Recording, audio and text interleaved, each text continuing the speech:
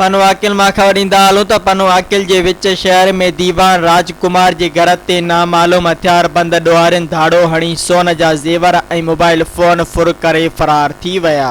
वाक़े बाद इलाइक़े में ख़ौफ़ ऐं हिरास पखिड़िजी वियो जॾहिं त मुतासिर ख़ानदान पारां पुलिस खे इतला ॾिनो वियो।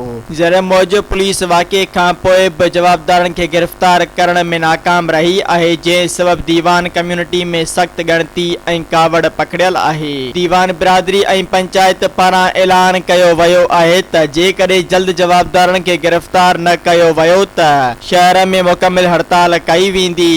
हिननि इख़्तियारियुनि खां मुतालबो कयो आहे त वाक़े जो नोटिस वठी जवाबदारनि खे जल्द खां जल्द गिरफ़्तार करे शहरियुनि खे तहफ़्फ़ुज़ फ़राहम कयो वञे। ॿी सूरत में एहतिजाज जो दाइरो वधायो वेंदो।